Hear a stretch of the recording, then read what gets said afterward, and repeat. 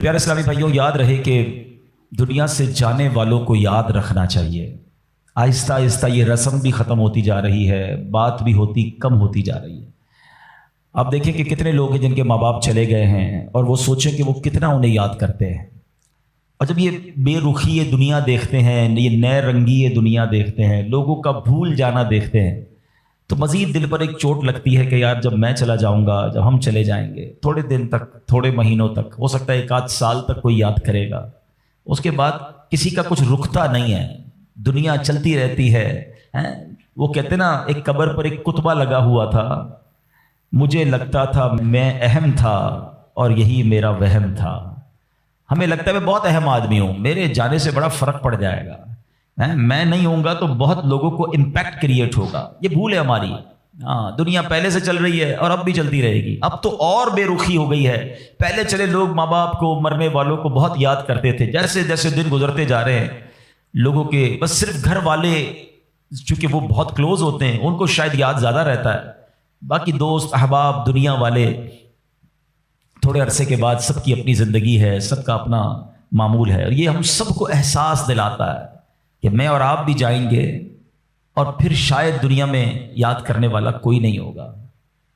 लेकिन हम कुछ ऐसा करके क्यों ना जाएं कि कोई याद करे या ना करे, कोई सवाब पहुंचाए या ना पहुंचाए, मैं खुद ऐसा करके जाऊं कि मरने के बाद क़यामत तक मुझे खुद ही कब्र में सवाब मिलता रहे। असल अक्लमंदी ये है, जो दूसरों के आसरे पे जीते हैं ना कि मेरे मरने के बाद बच्चे इसाले सवाब करेंगे तो दोस्त करेंगे।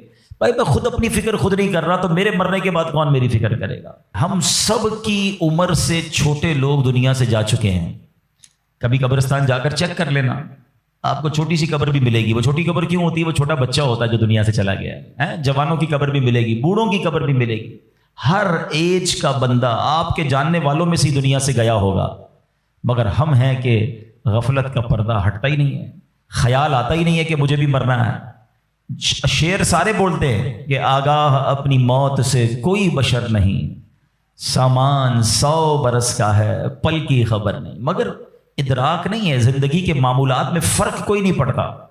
बंदा कहे ना यार कि मुझे मौत की फिक्र हो गई है, अब मैं तैयारी करूंगा मौत की, मगर जबानी खर्च तो सारे ही करते हैं। किसी की मैयत पे जाएं तो ऐसी बड़ी बड़ी बातें लोग करते हैं, भाई अल्लाह की मर्जी थी, हर किसी को जाना है, अपने करनी का फल भुगतना है। लेकिन जो ये कह रहा है, क्या वो अपने आप से भी कहता है कि तुझे भी जाना है? तूने तैयारी कर ली जाने की? आज भी तो जा सकता है। ऐ मेरे प्यारे इस्लामी भाई, आज मैं चाहूंगा, ये मौजू भी लोगों को पसंद नहीं आता, मुझे अंदाजा है। यार कोई थोड़ी सी अच्छी अच्छी बातें करो, हम नारे लगाएं, हम झूमें। इस मौजू पर ज्यादा बात करना भी लोगों को पसंद नहीं है। अजीब कहानी है, ऐसी हकीकत है मौत, ऐसी रियलिटी है मौत के जिससे इनकार नहीं। देखिए हमारे बहुत सारे मज़ाहिब से इख्तिलाफ है। कुछ मज़ाहिब हैं जो नबी पाक का मादअल्लाह इनकार करते हैं, कुछ कुरान को नहीं मानते, कुछ ऐसे लोग हैं जो अल्लाह को ही नहीं मानते हैं।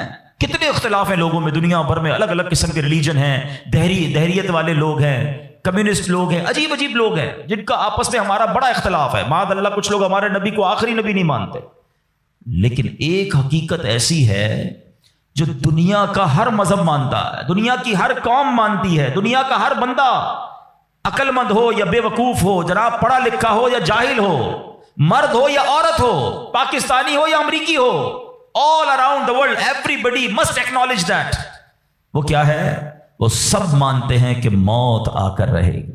किसी का इख्तिलाफ नहीं है। कोई मजहब, कोई आपको दुनिया की कौम ऐसी नहीं मिलेगी जो कहे नहीं जनाब हमारा हम नहीं मानते मौत आएगी। एवरीबडी, हर बंदा मानता है। कितनी कमाल की रियलिटी है। अच्छा, सारे लोग ये भी मानते हैं कि पता नहीं कब आएगी। एक तो होना कि भाई कुछ लोग कहते हैं हाँ मौत आएगी मगर हमको पता है, नोबडी नोज, किसी को भी नहीं पता कब आएगी, ये पता है आएगी और बच कोई नहीं सकता।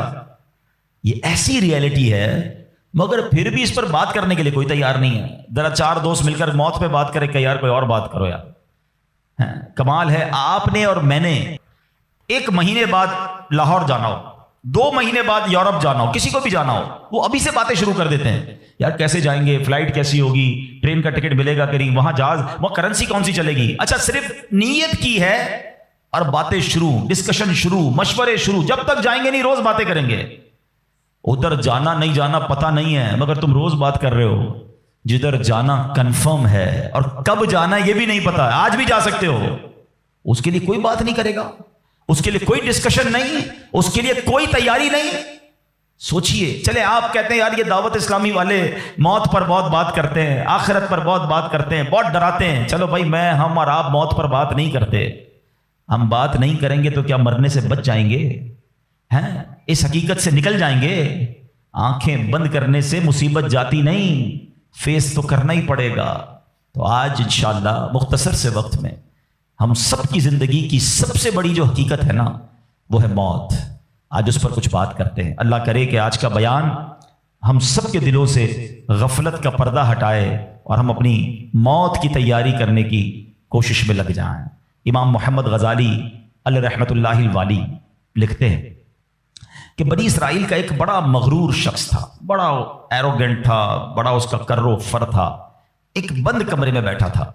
اچانک ایک شخص کمرے میں داخل ہوا اور اس مغرور شخص کی طرف لپکا. تو وہ بڑا تکبر والا آدمی تھا، وہ بڑا غصے میں آ گیا اور کہتا کہ تم ہو کون؟ میرے کمرے میں آ کیسے گئے؟ تمہیں آنے کی اجازت کس نے دی؟ تم جانتے نہیں میں کون ہوں؟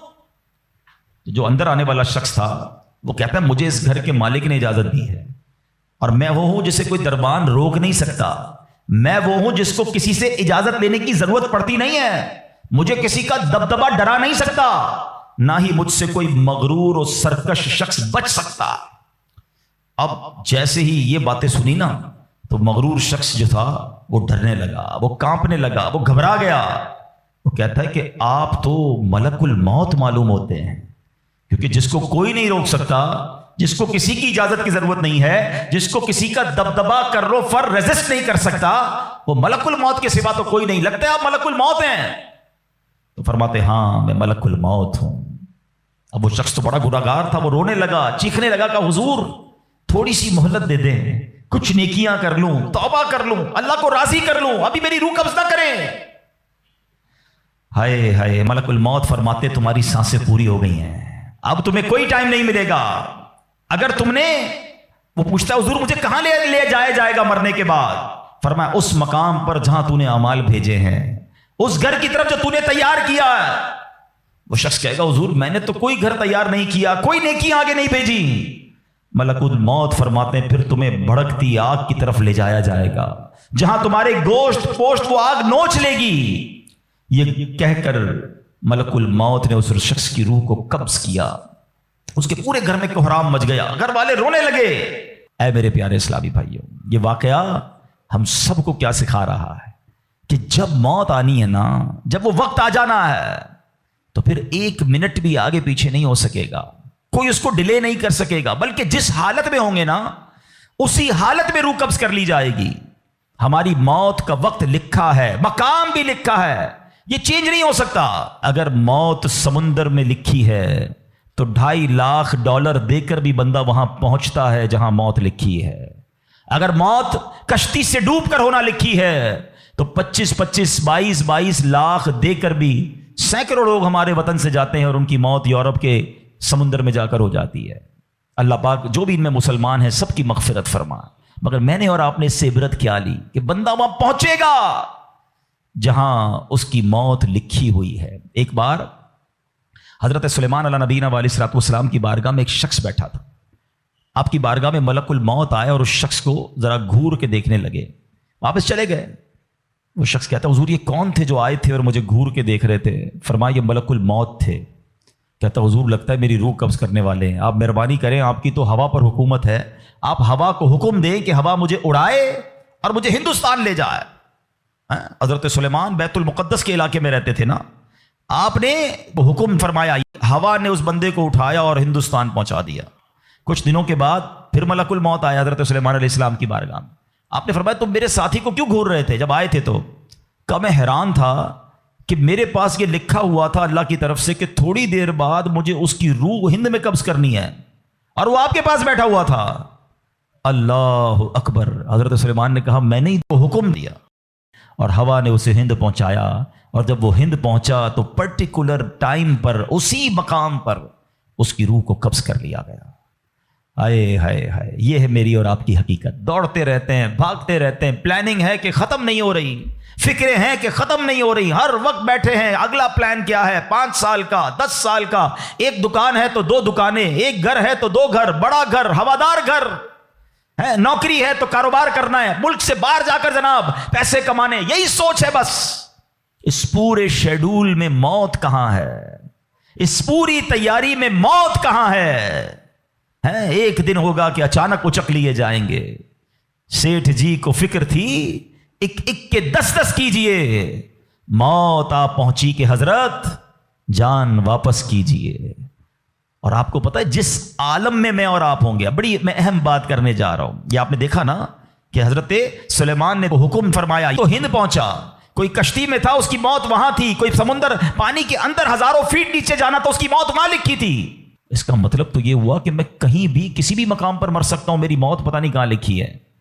اب ذرا غور کیجئے، ہم سب پتہ ہے کیا چاہتے ہیں کہ موت کے وقت ہم سجدے میں ہوں. چاہتے ہیں نا اللہ کرے اللہ کے گھر میں موت آئے، کلمہ پاک پڑھتے ہوئے موت آئے، تلاوت قرآن کرتے ہوئے موت آئے، نبی پاک پر درود پڑھتے ہوئے موت آئے، اللہ ایسا کرم کر دے کہ مدینہ منورہ میں موت آئے، گنبد خضرا کے سامنے موت آئے.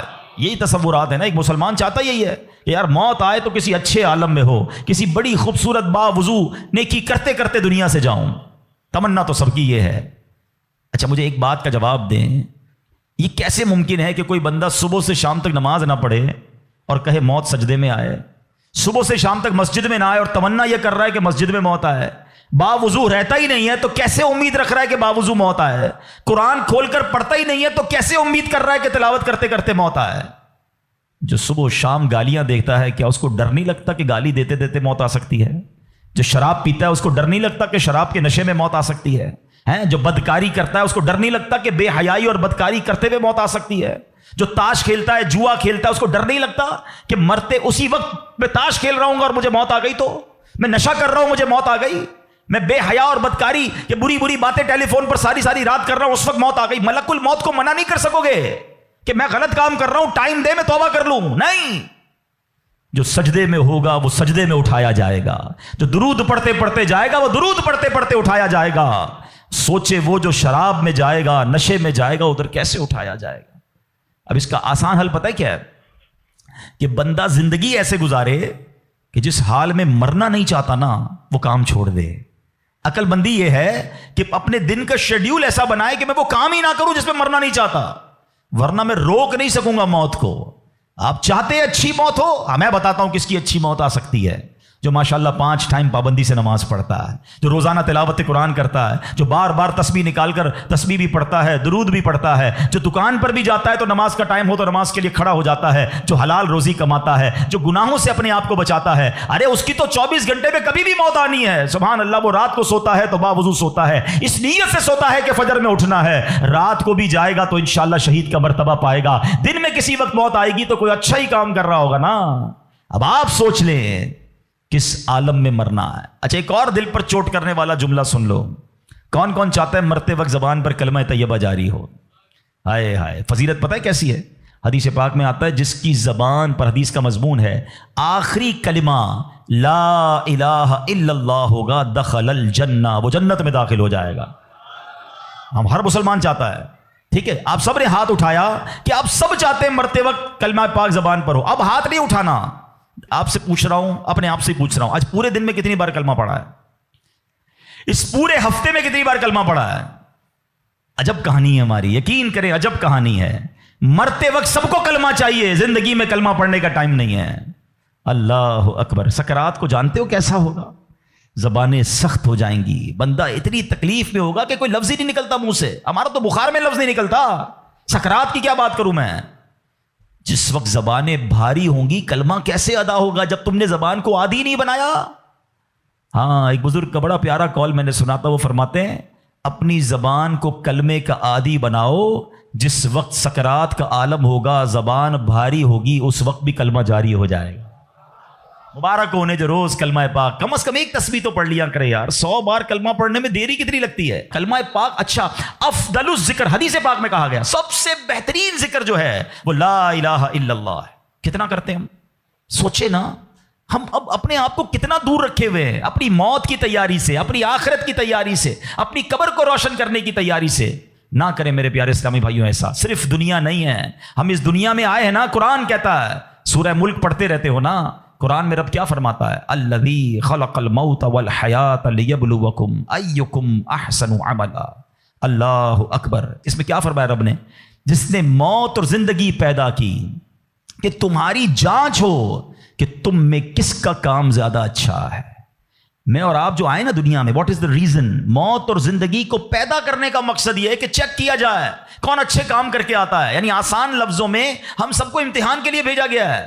ہم اس دنیا میں آئے ہیں، ہمارا ٹیسٹ ہو رہا ہے. آپ کہیں یار اتنا بڑا ٹیسٹ؟ ہاں، یہ 50 60 70 سال کا ٹیسٹ ہے. اور اس کے بعد جو اچھے اعمال لے کر جائے گا، 3-4 گھنٹے کے امتحان کے بعد ایک کلاس آگے بڑھتے ہو نا، ایک آپ کا درجہ آگے بڑھتا ہے. تھوڑا ٹیسٹ بڑا ہے مگر انعام ایسا ہے کہ جنت میں داخل ہو گئے تو پھر کبھی نکالے نہیں جائیں گے. ہاں، قرآن کہتا ہے ہم فیہا خالدون، ہمیشہ ہمیشہ جنت میں رہیں گے. اگر جنت میں جانا ہے تو یہ ٹیسٹ پاس کرنا ہے. یاد رکھیے، صحابی رسول حضرت طارق محاربی رضی اللہ تعالیٰ فرماتے ہیں، اللہ پاک کے آخری نبی صلی اللہ تعالی وسلم نے مجھے نصیحت کرتے ہوئے فرمایا، یا طارق استعد للموت قبل الموت. اے طارق، مرنے سے پہلے موت کی تیاری کر لو. ہاں، یہ نبی پاک نے فرمایا. اچھا، میں ایک سوال کرنا چاہتا ہوں. اگر میں آج آپ سے ایک سوال کروں کہ ہم میں سے کسی کو پتہ چل جائے کہ کل کا دن آپ کی زندگی کا آخری دن ہے اور کل رات آپ دنیا سے چلے جائیں گے، ایک دن ہے آپ کے پاس، ایک مسلمان اس ایک دن کو کیسے گزارے گا؟ سچ بتائیے. کیا وہ کل دکان پہ جا کے کاروبار کرے گا؟ کیا وہ کل جا کے پیسے ڈبل کرنے کی کوشش کرے گا؟ کیا وہ کل جا کے فرنیچر مارکیٹ میں فرنیچر بنوائے گا؟ یا کل جا کے معاذ اللہ دوستوں کے ساتھ فلم دیکھنے گا، چاہے گا چلو یار آخری دن ہے ذرا موج مزے کر لوں؟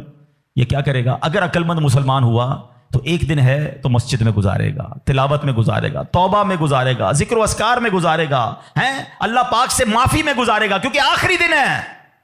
یہی کرو گے نا؟ اگر پتہ چل جائے. مجھے بتاؤ کہ ہمیں پتہ ہے ہمارا آخری دن ہے کہ نہیں ہے؟ ہمیں تو کل کی بات چھوڑے آج رات کا نہیں پتہ ہے. تو پھر کیوں تیاری نہیں کر رہے؟ پتہ چل جائے تو تیاری کریں گے. میں تو پہلے ہی بتا رہا ہوں آپ کو. آپ میں سے کتنے لوگ بیٹھے جن کو پتہ ہے کل صبح تک زندہ رہیں گے؟ مجھے بھی نہیں پتا، آپ کو بھی نہیں پتا. جب پتہ ہی نہیں ہے تو پھر کیوں تیاری نہیں کر رہے؟ پھر کیوں توبہ نہیں کر رہے؟ پھر کیوں حرام کی طرف ہم جاتے ہیں؟ خدا را یاد رکھیے میرے پیارے اسلامی بھائیوں، قبر میں جا کر اتنا پچھتاوا ہوگا گناہگار کو. بلکہ روایتوں میں آتا ہے، پیارے آقا علیہ الصلوۃ والسلام نے فرمایا جس کا مضمون ہے مرنے کے بعد نیک بھی پچھتائے گا، گناہگار بھی پچھتائے گا. عرض کی حضور گناہگار پچھتائے گا، یہ تو سمجھ آتا ہے، نیک کیوں پچھتائے گا؟ فرمایا گناہگار تو گناہ کی وجہ سے پچھتائے گا. حدیث کا خلاصہ ہے. فرمایا نیک اس لیے پچھتائے گا جب وہ آخرت میں نیکیوں کا اجر دیکھے گا نا تو وہ کہے گا کاش میں اور نیکیاں کر لیتا. وہ جو فضول ٹائم ضائع کیا تھا اس میں اور اللہ کا ذکر کرتا، اور نوافل پڑھتا، اور عبادت کرتا. تو یقین جانیے میرے پیارے اسلامی بھائیوں، یہ زندگی، یہ جو ہماری سانسیں چل رہی ہیں نا، ابھی چانس ہے ہمارے پاس. جتنی نیکیاں کرنی ہے کر لیں. جس دن سانس بند ہوئی نا اس دن عمل نہیں ہوگا، اس دن جزا ملے گی. آج دار العمل ہے. Today is the time of action and tomorrow is the time of accountability. اس دن صرف جزا ہوگی، یا تو آپ کو اللہ نہ کرے گناہوں کی وجہ سے کسی کو سزا ملے گی یا نیکیوں کا اجر ملے گا. آج وقت ہے نیکیاں کرنے کا. قبر میں اتارے جانے کے بعد کوئی چانس نہیں ہوگا. اچھا، آپ کو پتا ہے جب قبر میں بندہ جاتا ہے، کسی کا بھی انتقال ہوتا ہے، تو گھر والے کیا کہتے ہیں، خاندان والے کیا کہتے ہیں؟ میت نے پیچھے کیا چھوڑا ہے؟ آپ کو پتا ہے فرشتے کیا کہتے ہیں؟ میت نے آگے کیا بھیجا ہے. اصل یہ بات سمجھ لیجئے گا، ہم نے آگے کیا بھیجا ہے. خوش نصیب ہیں وہ لوگ جو آگے بھیج کر تیاری کر رہے ہیں. وہ ایک واقعہ کئی بار بیانات میں آپ نے سنا ہوگا کہ ایک بادشاہ تھا اور اس نے اپنی سلطنت میں ایک بڑا عجیب سا مقابلہ کروایا. بادشاہ آدمی تھا، جو اس کے دماغ میں اس نے کہا ذرا چیک کرو میری سلطنت میں سب سے بڑا بے وقوف کون ہے. سارے بے وقوفوں کو جمع کیا گیا، بے وقوفوں کا ٹیسٹ لیا گیا. وزیروں نے ایک بندے کو سلیکٹ کیا، کہ بادشاہ سلامت یہ بندہ سب سے بڑا بے وقوف، سب سے بڑا بے وقوف کا چیک کر لیا، کا چیک کر لیا. بادشاہ سلامت نے اپنی سونے کی ہیرے کی مالا اتاری اور اس کو پہنائی، کا تمہارا یہ انعام. وہ بے وقوف گھر چلا گیا خوشی خوشی. تھوڑے دنوں بعد اس بے وقوف کو پتا چلا کہ بادشاہ سلامت بہت بیمار ہے. تو جو بے وقوف آدمی تھا وہ کہتا ہے اچھا بادشاہ بیمار ہے، چلو چلتے ہیں بادشاہ سے مل کے آتے ہیں. بادشاہ سلامت کے پاس گیا، واقعی بہت بیمار تھا. کہا بادشاہ سلامت خیر تو ہے، کیا ہو گیا آپ کو؟ بادشاہ کہتا ہے بس اب تو لگتا ہے زندگی اینڈ پر ہے، اب کہیں اور دوسری دنیا میں جانے کا وقت آ گیا. تھا تو بے وقوف نا. کہتا ہے آپ کہیں اور جا رہے ہیں؟ کہاں میں یہ دنیا چھوڑ کر دوسری دنیا میں جا رہا ہوں. تو کہا اب میں دیکھ رہا ہوں آپ کا بہت بڑا گھر ہے, زبردست بیڈ رومز ہیں, آپ جدھر جا رہے ہیں ادھر گھر بنا لیا؟ تو بادشاہ کہتا ہے ادھر تو میں نے کوئی جھوپڑی بھی نہیں بنائی ہے. اچھا بادشاہ سلامت, آپ کے پاس تو کتنا سونا کتنے ہیرے آپ نے مجھے بھی تحفہ دیا, ادھر پیسے بھجوا دیے جہاں آپ جا رہے ہیں. تو کہتا ہے میرے پاس تو وہاں پھوٹی کوڑی بھی نہیں ہے. کہ بادشاہ سلامت میں دیکھ رہا ہوں آپ کے خاندان, آپ کے گھر کے باہر خادم, خادمائیں, کنیزیں, غلام, بہت سارا اسٹاف ہے آپ کا, جدھر جا رہے ادھر خادم بھجوایا آپ نے؟ بادشاہ کہتا ہے ادھر میرا کوئی خادم نہیں بھجوایا میں نے. وہ بیوقوف پتہ کیا کرتا ہے, اپنی مالا اتارتا ہے اور بادشاہ کے گلے میں ڈالتا ہے. کہتا ہے بادشاہ سلامت پھر مجھ سے بڑے بیوقوف تو آپ ہوئے نا. آپ کو پتا ہے کہ آپ کے کہیں اور جا رہے ہیں, نہ گھر بنایا, نہ پیسے بھجوائے, نہ خادم بھجوائے, تو مجھ سے بڑے بیوقوف تو آپ ہوئے نا. یہ ہے تو بظاہر واقعہ, مگر یہ ہم سب کے لیے لیسن نہیں ہے. آپ سے اور مجھ سے کوئی پوچھتا ہے گھر کہاں ہے, کوئی کہتا ہے رنچوڑ لائن میں, کوئی کہتا ہے گارڈن میں, کوئی کہتا ہے کلفٹن میں. جنت میں گھر ہے کہ نہیں؟ ادھر گھر بنایا کہ نہیں بنایا؟ ادھر کدھر رہو گے؟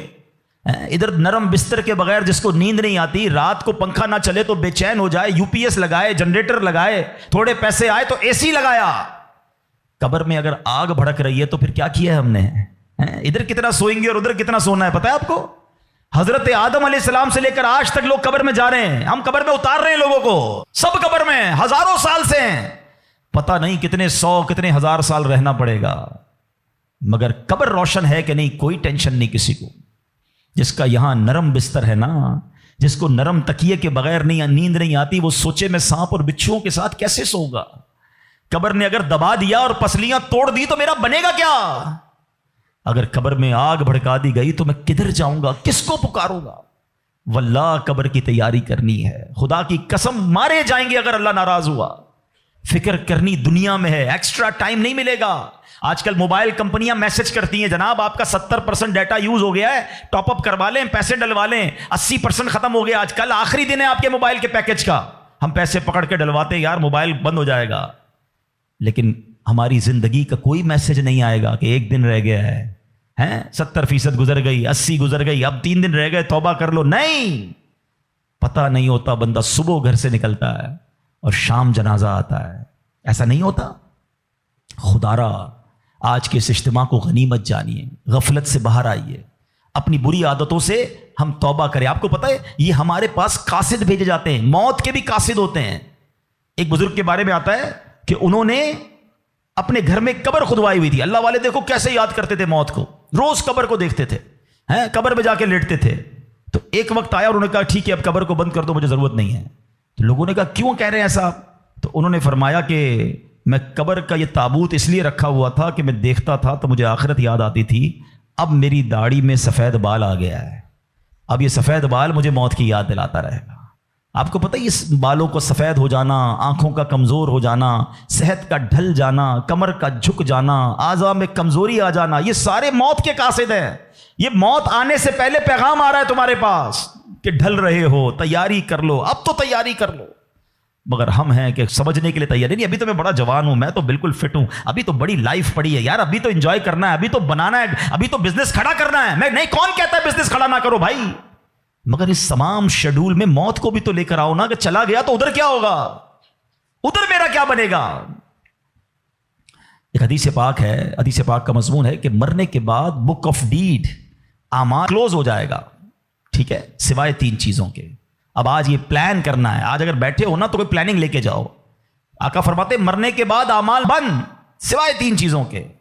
فرمایا نمبر 1, انسان کوئی ایسا علم چھوڑ کر جائے کہ اس کے بعد اس علم سے فائدہ اٹھایا جائے. سبحان اللہ, علماء دیکھیں کیا کمال کی شخصیات ہیں, طالب علم چھوڑ کے جاتے ہیں, اپنی کتابیں بھی چھوڑ کے جاتے ہیں, بخاری شریف, ترمذی شریف, نسائی شریف, ہدایہ شریف, اور آئے تو جناب اعلیٰ حضرت امام اہل سنت کے فتاوی رضویہ, بہار شریعت صدر الشریعہ کی کتابیں سینکڑوں سال سے لوگ پڑھ رہے ہیں. وہ بزرگ چلے گئے دنیا سے, سبحان اللہ, ہر کتاب چھپ رہی ہے, تفسیر چھپ رہی ہے, حدیثوں کی کتابیں چھپ رہی ہیں, اور علماء کو ثواب مل رہا ہے. یہ پہلا آپشن تھا. غور سے میری بات سنیے گا, شاید جتنے یہاں بیٹھے نا ہم اس پہلے آپشن میں ہمارا حصہ نہ ہونے کے برابر ہے. 3 میں سے 1 تو چلا گیا ہمارے ہاتھ سے. میں اس کا حل بتاتا ہوں کہ ہم پہلے آپشن میں کیا کر سکتے ہیں, میں بعد میں بتاتا ہوں. اب آ جائیں دوسرا آپشن, مرنے کے بعد مجھے ثواب کنٹینیو کیسے مل سکتا ہے. آقا علیہ الصلوۃ والسلام نے فرمایا نیک اولاد, جو کہ مرنے کے بعد اپنے والدین کے لیے دعا کرے، ان کے لیے نیکی پہنچانے کا اگر وہ انتظام کرنے والی ہے تو فرمایا یہ اولاد کی وجہ سے اسے قبر میں ثواب ملتا رہے گا۔ اور تیسرا آپشن میرے آقا نے فرمایا صدقہ جاریہ، کہ بندہ اپنے ہاتھوں سے کوئی ایسا کام کر جائے کہ قیامت تک جو ہے اس صدقے کی وجہ سے اسے نیکیاں ملتی رہیں۔ اب ان تینوں آپشن میں ہم کیا کر رہے ہیں؟ اب یہ سوچنا ہے، میں آپ کو مشورہ دیتا ہوں۔ پہلا آپشن کیا ہے؟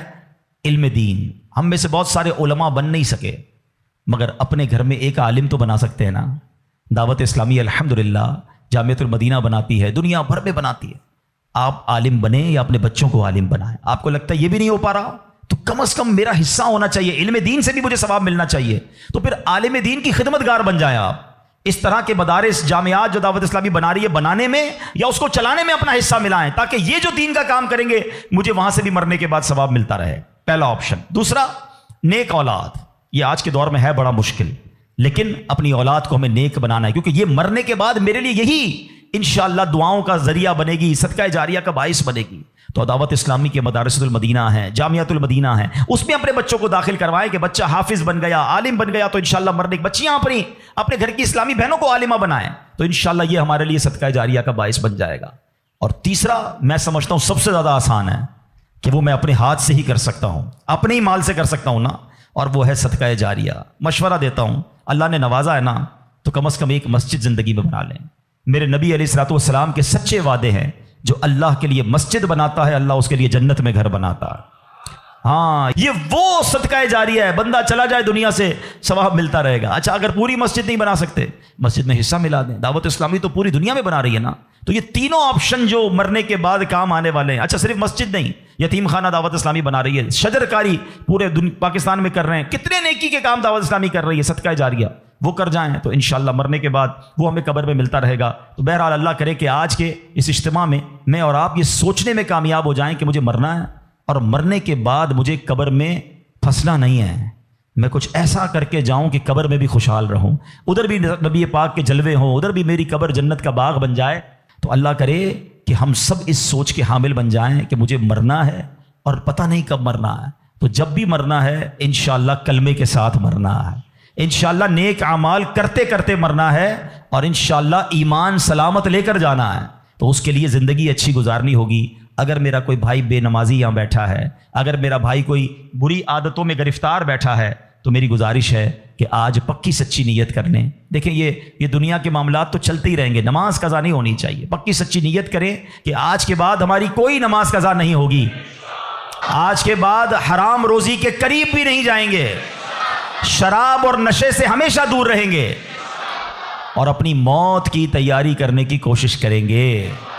ہاں، دعوت اسلامی والوں سے وابستہ رہیے، الحمدللہ کمال کا ماحول ہے، بار بار آخرت یاد دلاتا ہے، بار بار موت یاد دلاتا ہے، تاکہ ہمیں یاد رہے، ہم بھول نہ جائیں اور اس کی تیاری میں مصروف رہیں۔ اللہ پاک ہم سب کو اپنی آخرت کی فکر کرنے اور صدقہ جاریہ والے کام کرنے کی توفیق عطا فرمائے، آمین بجاہ النبی الامین صلی اللہ تعالی علیہ وسلم۔ الحمدللہ رب العالمین والصلاة والسلام علی سید الانبیاء والمرسلین والصلاة والسلام علی خاتم النبیین یا ارحم الراحمین یا ارحم الراحمین یا ارحم الراحمین یا ربنا یا ربنا یا ربنا یا ربنا یا ربنا یا اللہ یا رحمان یا رحیم۔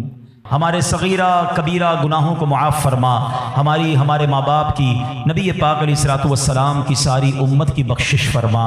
اے کریم ہمیں نیک بنا دے، پرہیزگار بنا دے، سچا عاشق رسول بنا دے۔ اے اللہ ہماری دنیا بھی اچھی کر دے، ہماری آخرت بھی اچھی کر دے۔ اے اللہ جب نے موت کی تیاری کے بارے میں سنا ہے، اے اللہ اب تک تو ایسے اعمال کیے نہیں کہ مرنے کے بعد ہمیں ایسا محسوس ہو کہ تجھے راضی کرنے والے کام کر لیے ہوں۔ اے اللہ گناہ ہی گناہ ہیں، کرم کر دے، پچھلے گناہ معاف فرما دے، آئندہ جو رہ گئی ہے وہ اچھی گزار دے۔ اے اللہ نیکیوں والی، سنتوں والی، اے اللہ تیری فرما برداری والی زندگی ہم سب کو عطا فرما۔